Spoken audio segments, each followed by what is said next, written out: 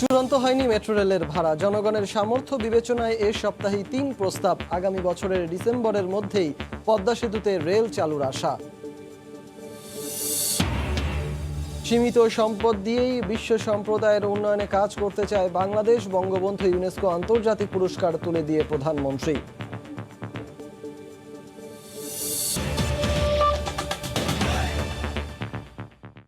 সময় সংবাদে সঙ্গে আছি আমি সজল মিত্র রিচার্ড। মেট্রো রেলের ভাড়া নিয়ে নানা মহলে আলোচনা হলেও এখনও খসড়া চূড়ান্ত করেনি কর্তৃপক্ষ। জনগণের সামর্থ্য বিবেচনায় ৩টি প্রস্তাবনা তৈরি করে এ সপ্তাহেই মন্ত্রণালয়ে দেয়া হবে বলে জানিয়েছেন প্রকল্প পরিচালক। এদিকে ডিসেম্বরেই দৃশ্যমান হবে মেট্রো রেলের পূর্ণাঙ্গ স্টেশন। দ্রুত এগোচ্ছে উত্তরা থেকে আগারগাঁও পর্যন্ত প্রথম ৯টি স্টেশনের শেড নির্মাণের কাজ। রাশেদ লিমনের রিপোর্ট। যেন পাখির চোখে স্বপ্ন দেখা। উত্তরা থেকে শুরু হয়ে শেষ হবে কমলাপুরে। এরই মধ্যে ভায়াডাক্ট উঠে গেছে উত্তরা থেকে মিরপুর হয়ে আগারগাঁও, ফার্মগেট হয়ে কাউরান বাজার, সেখান থেকে বাংলা মোটর, শাহবাগ, টিএসসি হয়ে দোয়েল চত্বর।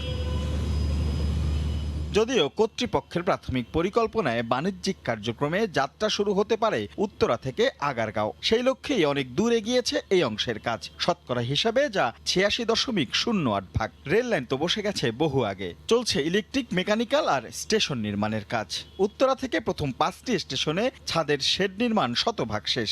এই মুহূর্তে উপর থেকে উকি দিলেই চোখে পড়ে ৫ আর ৬ নাম্বার স্টেশনে বসানো হচ্ছে শেড। আসছে মাসের প্রথম সপ্তাহেই এই কাজের পালা শেষ করার প্রত্যাশা কর্তৃপক্ষের। এগিয়েছে মতিঝিল থেকে কমলাপুরের বর্ধিতাংশের কাজও। কমলাপুর এক্সটেনশন বলছি, সেটার আমাদের প্রাথমিক যতগুলো কাজ ছিল সেই কাজগুলো কিন্তু আমরা ইতিমধ্যে শেষ করেছে। তার সাথে সাথে এটার যে বেসিক ডিজাইন এটাও আমরা শেষ করেছি।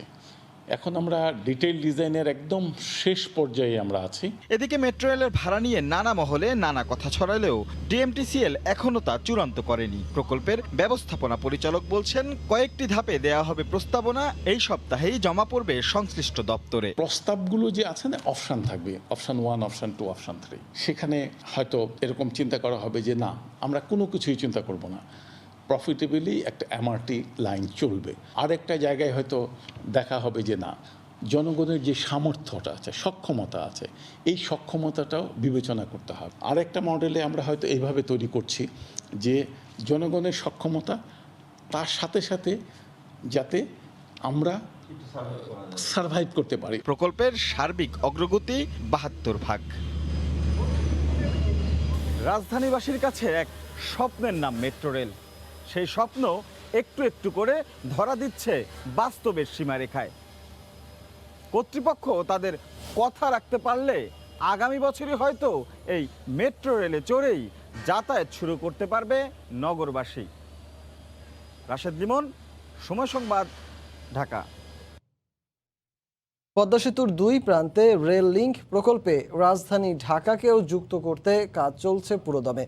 কর্তৃপক্ষ জানিয়েছে, ঢাকা থেকে পদ্মা সেতু অতিক্রম করে সরাসরি রেল চালুর বিষয়ে গুরুত্ব দেওয়া হচ্ছে। আগামী বছরের ডিসেম্বরের মধ্যে কাজ শেষ করার বিষয়ে আশাবাদী তারা। নাসির উদ্দিন উজ্জ্বলের রিপোর্ট আর ছবি তুলেছেন আবু সাইদ। পদ্মা সেতুর রেল লিংক প্রকল্পে বিশেষ গুরুত্ব দেওয়া হচ্ছে ঢাকাকে। সেতুর ২ প্রান্তে এই রেল লিংক প্রকল্পে রাজধানীকে যুক্ত করে রেল সার্ভিস চালু করা গেলেই প্রকৃত সেবা পাওয়া যাবে বলে মনে করছেন সংশ্লিষ্টরা। তাই মাওয়া ভাঙা রেলপথ তৈরির সাথে ঢাকা মাওয়া রেলপথ অংশ মান ঠিক রেখে সম্পন্ন করতে সারাক্ষণ কাজ চলছে। কর্তৃপক্ষ জানিয়েছে, ঢাকা থেকে মাওয়া অংশের অগ্রগতি প্রায় ৪৫%, আর মাওয়া থেকে ভাঙার অগ্রগতি ৭৩%-এর বেশি। ঢাকা থেকে যশোর পর্যন্ত ১৭২ কিলোমিটার দীর্ঘ এই রেলপথ প্রকল্পের মেয়াদ ২০২৪ সাল পর্যন্ত হলেও ঢাকা থেকে পদ্মা সেতু হয়ে ভাঙা পর্যন্ত রেল নেটওয়ার্ক ২০২২ সালের ডিসেম্বরের মধ্যে চালু করার লক্ষ্যে কাজ চলছে। স্টেশনের কাজ অনেকটা শেষের পথে। শুধু আমাদের সাসপেন্ডেড প্ল্যাটফর্মের আমরা ফাউন্ডেশন করছি। ফাউন্ডেশন করে ওইদিকে আমাদের পিছনে অলরেডি মেন প্ল্যাটফর্মের কাজ শুরু হয়েছে।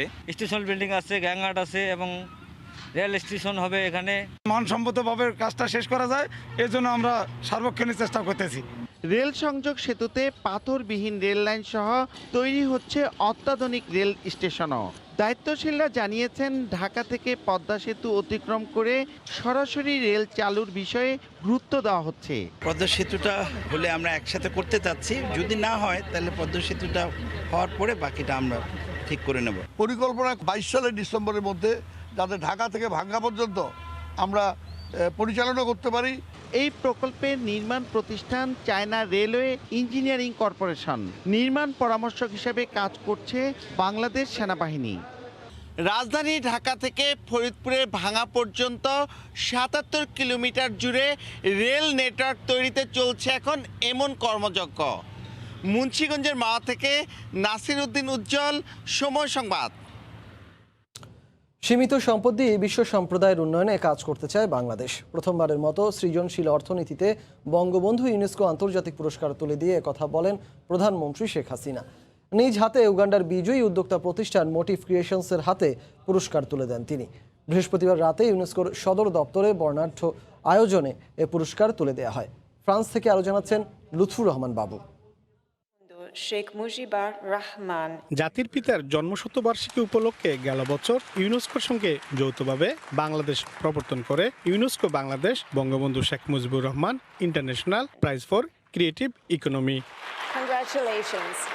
জাতিসংঘের অন্যতম সংস্থা ইউনেস্কোর সদর দপ্তর প্যারিসে বৃহস্পতিবার রাতে ঘটা করে এই পুরস্কার বিতরণী অনুষ্ঠানের আয়োজন করা হয়, যেখানে উপস্থিত ছিলেন প্রধানমন্ত্রী শেখ হাসিনা ও তার ছোট বোন শেখ রেহানা। সৃজনশীল অর্থনীতিতে বিশেষ অবদানের জন্য প্রথমবার বিশ্বের ৬৯টি প্রতিষ্ঠানের মধ্য থেকে এই পুরস্কার জিততে নেয় উগান্ডার উদ্যোক্তা প্রতিষ্ঠান মোটিভ ক্রিয়েশনস লিমিটেড। বিজয়ীর কাছে নিজ হাতে এই আন্তর্জাতিক পুরস্কার তুলে দেন বঙ্গবন্ধু কন্যা। অনুষ্ঠানে উপস্থিত ছিলেন ইউনেস্কো মহাসচিব অদ্রে অজুল সহ দেশ বিদেশের অন্তত কয়েকশো বিশিষ্টজন। প্রধানমন্ত্রী বলেন, এর মাধ্যমে ইউনেস্কোর সঙ্গে আবারও নতুন বন্ধনে জড়ালো বাংলাদেশ। আমরা এখন আমাদের সীমিত সামর্থ্য দিয়ে বিশ্ব সম্প্রদায়ের উন্নতির জন্য আর্থসামাজিক উন্নয়ন এবং প্রযুক্তিগত অগ্রগতিতে অবদান রাখতে চাই। তিনি জানান, যুবকদের অগ্রাধিকার দিয়ে ইউনেস্কোর অবদান আরও সম্প্রসারিত করবে এই পুরস্কার। আমরা বিশ্বাস করি যে সৃজনশীল অর্থনীতিতে বিনিয়োগের ফলে আর্থসামাজিক উন্নয়ন এবং প্রযুক্তিগত অগ্রগতির সম্মিলিত লক্ষ্য পূরণ সম্ভব। প্রতি ২ বছর পরপর এই পুরস্কার দেয়া হবে। সম্মানের পাশাপাশি বিজয়ীকে দেয়া হবে $৫০,০০০। প্রথমবারের মতো আন্তর্জাতিক কোনো পরিমণ্ডলে জাতির জনক বঙ্গবন্ধু শেখ মুজিবুর রহমানের নামে প্রবর্তিত পুরস্কার তুলে দিলেন তারই কন্যা প্রধানমন্ত্রী শেখ হাসিনা। এ সময় প্রধানমন্ত্রী তার ভাষণে বাঙালি জাতির স্বাধীনতা সংগ্রামের যে স্বপ্ন রচনা করে গেছিলেন জাতির জনক বঙ্গবন্ধু শেখ মুজিবুর রহমান, তিনি তা তুলে ধরেন। প্যারিসের ইউনেস্কো সদর দপ্তরের সামনে থেকে মোহাম্মদ লুৎফুর রহমান বাবু, সময় সংবাদ। দ্বিতীয় ধাপের ইউপি নির্বাচনের দিন সহিংসতায় প্রাণহানির ঘটনায় দুঃখ প্রকাশ করেছেন আওয়ামী লীগ সাধারণ সম্পাদক ওবায়দুল কাদের। পরবর্তীতে এমন ঘটনা এড়ানোর জন্য সংশ্লিষ্ট সব পক্ষকে সতর্ক থাকার নির্দেশ দেন তিনি। সকালে তার সরকারি বাসভবনে সাংবাদিকদের ব্রিফিং করেন ওবায়দুল কাদের। ৬৫ থেকে ৭০% ভোটারের উপস্থিতিতে স্বতঃস্ফূর্ত এবং উৎসবমুখর পরিবেশে গতকাল অনুষ্ঠিত দ্বিতীয় দফা ইউনিয়ন পরিষদ নির্বাচনে বিভিন্ন স্থানে কিছু প্রাণহানির ঘটনা ঘটেছে, অনেকেই আহত হয়েছেন। এ হতাহতের ঘটনা অত্যন্ত দুঃখজনক। পরবর্তী ধাপে নির্বাচন যাতে এমন অনাকাঙ্ক্ষিত পরিস্থিতির সৃষ্টি না হয় সেদিকে সকলকে সতর্ক থাকতে হবে। বর্তমান কমিশন নির্বাচন ব্যবস্থাকে ধ্বংস করে দিয়েছে বলে অভিযোগ করেছেন বিএনপি মহাসচিব মির্জা ফখরুল ইসলাম আলমগীর। সকালে জাতীয় প্রেস ক্লাবে এক অনুষ্ঠানে তিনি একথা বলেন। নির্বাচন কমিশন বলছে যে খুব সুষ্ঠু অবাধ নির্বাচন হয়েছে, ওই যেটা আপনার সংঘর্ষ হয় এর দায় দায়িত্ব আমাদের না। এই বাংলাদেশি নির্বাচন ব্যবস্থাকে তিনি ধ্বংস করলেন এবং নির্বাচনের যে চিন্তা ভাবনা নিয়ে আমরা আপনার স্বপ্ন দেখি সেটাকে সব থেকে ধূলিসাৎ করে দিই। এই যে দেখুন 15ই আগস্ট কে ঘটিয়েছে? আওয়ামী লীগের নেতা খন্দকার মুস্তাকের নেতৃত্বে আওয়ামী লীগ ঘটিয়েছে। এটা ইতিহাস। আর দোষারোপ করেন কাকে? এই জিয়াউর রহমান সাহেবকে। ঝালকাঠির সুগন্ধা নদীতে একটি তেলবাহী জাহাজে বিস্ফোরণে একজন নিহত হয়েছেন, অগ্নিদগ্ধ হয়েছেন আরও 9 জন। ফায়ার সার্ভিস জানায় চট্টগ্রাম থেকে আসা সাগর নন্দিনী 3 জাহাজটি ঝালকাঠির পদ্মা তেল ডিপোতে ডিজেল ও পেট্রোল সরবরাহ করতে আসে। শহরের পৌর খেয়াঘাট এলাকার সুগন্ধা নদীতে নোঙর করা ছিল জাহাজটি। সকাল 8:30টার দিকে হঠাৎ তেলের পাম্প ঘরে বিস্ফোরণ ঘটে, জাহাজে আগুন লেগে যায়। খবর পেয়ে ফায়ার সার্ভিসের 2টি ইউনিটের সদস্যরা ঘটনাস্থলে গিয়ে দ্রুত আগুন নেভাতে সক্ষম হন। তার আগেই অগ্নিদগ্ধ হন 10 শ্রমিক। তাদেরকে উদ্ধার করে জেলা সদর হাসপাতালে নেওয়া হলে 1 শ্রমিকের মৃত্যু হয়।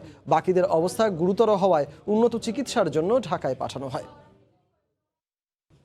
টঙ্গী ব্রিজের কিছু অংশ ভেঙে পড়ায় আবদুল্লাপুর পর্যন্ত দীর্ঘ যানজটের সৃষ্টি হয়। এতে দিনভর চরম ভোগান্তিতে পড়েন যাত্রীরা। এদিকে তীব্র যানজট থাকায় বিমানবন্দরগামী যাত্রীদের অতিরিক্ত সময় হাতে নিয়ে বের হওয়ার পরামর্শ দিয়েছে আর্মড পুলিশ ব্যাটালিয়ন। ধসে পড়েছে টঙ্গী ব্রিজের স্ল্যাব, ভেঙে গর্ত সৃষ্টি হয়েছে মাঝখানে। মঙ্গলবার রাতে ব্রিজটি ক্ষতিগ্রস্ত হওয়ায় সেখানে বন্ধ করে দেয়া হয় সব ধরনের যান চলাচল। এরপর থেকেই যানবাহন ও যাত্রীদের দুর্ভোগ বাড়তে থাকে। সাপ্তাহিক ছুটির দিন শুক্রবারেও টঙ্গী থেকে চান্দনা চৌরাস্তা প্রায় 12 কিলোমিটার সড়কে তীব্র যানজট সৃষ্টি হয়। ঘন্টার পর ঘন্টা যাত্রীরা আটকে থেকে অবশেষে পায়ে হেঁটে গন্তব্যস্থলে যাত্রা করে। কোনো জায়গা মনে করুন কোনো খালি নেই, কোনো রিক্সাও নাই যে আমরা কোনো কিছুতে আসবো। বড় রলি গেছে ইসের রোডের, ওটার চাক্কাটা ডাইভাই ফার্স্টে ভেঙে গেছে। এই যে স্ল্যাবের মধ্যে মনে করেন এই যে পিছলে যায়, চাকা স্লিপ করে, বৃষ্টির পানি হইলে হুন্ডার পড়ে যায়। তুরাগ নদের ওপর থাকা এই ব্রিজটি 1 সপ্তাহের মধ্যে সংস্কার করে যান চলাচল স্বাভাবিক করা হবে বলে জানিয়েছেন সেতু সচিব। এটা তো আগের থেকে বোঝা যায়নি, হওয়ার পরে এখন আমরা এটা মেরামত করার জন্য কাজ করতেছি। এটাতে সিমেন্ট দিয়ে স্ল্যাব তৈরি করে 1 সপ্তাহের মধ্যে এটা আবার চালু করে দেব। বর্তমান পরিস্থিতিতে গাজীপুর থেকে যেসব গাড়ি ঢাকায় প্রবেশ করবে সেগুলো টঙ্গী বেইলি ব্রিজ ব্যবহার করে ও ঢাকা থেকে বের হতে আব্দুল্লাহ থেকে কামারপাড়া সড়ক ব্যবহার করতে হবে। সময় সংবাদ, গাজীপুর। পর্যটন মৌসুমের শুরুতে সৈকত শহর কক্সবাজারে বাড়ছে পর্যটকের আগমন। সাপ্তাহিক ছুটির দিনে এই সংখ্যা বাড়ে কয়েক গুণ। এই মুহূর্তে সৈকতের লাবণী পয়েন্টে আছেন সহকর্মী সুজাউদ্দিন রুবেল। সরাসরি চলে যাব তার কাছে। রুবেল, সন্ধ্যা হয়ে এসেছে, এখনো পর্যন্ত মানুষের কমতি নেই। মূলত হচ্ছে সেই সন্ধ্যাতে এখন কিন্তু আপনারা দেখতে পাচ্ছেন হাজার হাজার মানুষ সমুদ্র সৈকতে, সাগর তীর জুড়েই আমরা দেখতে পাচ্ছি মানুষ। এখানে যারা দূর দূরান্ত থেকে ছুটে এসেছে সবাই এখনো পর্যন্ত আনন্দ করছে। আমরা সকালের দিকে যে দৃশ্যটি দেখেছি, সমুদ্র সৈকতের সবকটি পয়েন্টে যে দেশের দূর দূরান্ত থেকে ছুটে আসা মানুষগুলো সমুদ্রের ঢেউর সঙ্গে মেতেছিলেন আনন্দে। তারা নানা ধরনের আনন্দ আর হৈ হুল্লোড়ে মেতেছিলেন। কিন্তু এখন বিকেলের পর আমরা দেখতে পেয়েছি প্রতিটি পয়েন্টে আবারও পর্যটকরা ছুটে এসেছেন সৈকতে এবং তারা সূর্যাস্ত দৃশ্যটি অবলোকন করার পর এখন কিন্তু আমরা দেখতে পাচ্ছি অনেকেই সমুদ্রের পাড়ে এখনো বসে আছে অথবা অনেকে দাঁড়িয়ে আছে। আমরা কিটকটগুলোতে দেখতে পাচ্ছি একটি কিটকটও খালি নেই, সবগুলোতেই মানুষ বসে আসছে। সবকিছু মিলিয়ে আজকে সাপ্তাহিক ছুটির দিন হওয়া প্লাস হচ্ছে আরও যে পর্যটন মৌসুমের শুরু, নভেম্বর থেকে এপ্রিল মাস পর্যন্ত পর্যটন মৌসুমে, এই পর্যটন মৌসুমের শুরুতেই পর্যটকের আগমন বাড়ছে সেই বিষয়টি আমাদেরকে এখানকার হোটেল কর্তৃপক্ষ বলছে। হোটেল কর্তৃপক্ষ আর বলছে তারা যে কক্সবাজারের যে যোগাযোগ ব্যবস্থা এবং আইন শৃঙ্খলা পরিস্থিতি যাতে আরও উন্নতি হয় সেই বিষয়টি দাবি করেছেন। এবারে পর্যটন মৌসুমটা তাদের জন্য অনেক ভালো হতে পারে তারা সেই হিসাবও করছেন। তবে যে গত 2 বছর ধরে করোনার কারণে যে বন্ধ ছিল সেই ক্ষতিগুলো কাটিয়ে ওঠার তারা স্বপ্ন বুনছেন। সব কিছু মিলিয়ে যারা পর্যটকরা ছুটে এসেছেন তারাও বলছেন দীর্ঘ সময় তারা ঘরে গৃহবন্দী ছিল, এখন তারা সময় পেয়ে তারা সৈকত নগরী কক্সবাজারে ছুটে এসেছেন এবং এখানে তারা বিভিন্ন পর্যটন স্পটে আনন্দ আর হৈ হুল্লোড়ে মেতে আছেন। তো আর অন্যদিকে যদি একটু বলতে হয় যে এখানে লাইফগার্ড কিংবা ট্যুরিস্ট পুলিশ রয়েছে, তারা সার্বক্ষণিক সকাল থেকে সন্ধ্যা অবধি তারা দায়িত্ব পালন করছে। তারাও বলছেন তারা পর্যটকদের নিরাপত্তায় সার্বক্ষণিক দায়িত্ব পালন করছে। তারা চেষ্টা করছেন যাতে কোনো পর্যটকের কোনো ধরনের হয়রানির শিকার হতে না হয়। শুধু কক্সবাজার সমুদ্র সৈকত নয়, ইনানি, হিমছড়ি, দরিয়ানগর সহ বিভিন্ন পর্যটন স্পট রয়েছে। সব পর্যটন স্পটেই কিন্তু পর্যটকরা ঘুরছেন এবং ঘুরে ঘুরে তারা দেখছেন। তবে দেখার পরও কিন্তু এখানে শুধু সেন্ট মার্টিনে যে এখনো জাহাজ চলাচল বন্ধ রয়েছে, সেই জাহাজ চলাচল বন্ধ থাকলেও কিন্তু মানুষ জীবনের ঝুঁকি নিয়ে ট্রলার নিয়ে সেন্ট মার্টিনে যাচ্ছেন। সেই বিষয়টিও প্রশাসনের নজরদারি রাখা প্রয়োজন বলে পর্যটন সংশ্লিষ্টরা বলছেন। তো রিচার্ড, এই ছিল আমার কাছে সাপ্তাহিক ছুটির দিনে কক্সবাজার সমুদ্র সৈকত থেকে সব শেষ। কক্সবাজার সমুদ্র সৈকতের লাবণী পয়েন্ট থেকে সেখানকার পর্যটক সমাগমের সবশেষ খবরাখবর জানাচ্ছিলেন সহকর্মী সুজাউদ্দিন রুবেল। এ পর্যায়ে শীর্ষ সংবাদ জানিয়ে দিচ্ছি আরেকবার। চূড়ান্ত হয়নি মেট্রো রেলের ভাড়া, জনগণের সামর্থ্য বিবেচনায় এ সপ্তাহে 3 প্রস্তাব। আগামী বছরের ডিসেম্বরের মধ্যেই পদ্মা সেতুতে রেল চালুর আশা। সীমিত সম্পদ দিয়েই বিশ্ব সম্প্রদায়ের উন্নয়নে কাজ করতে চায় বাংলাদেশ, বঙ্গবন্ধু ইউনেস্কো আন্তর্জাতিক পুরস্কার তুলে দিয়ে প্রধানমন্ত্রী। এই ছিল এখনকার মতো, সঙ্গে থাকুন সময়।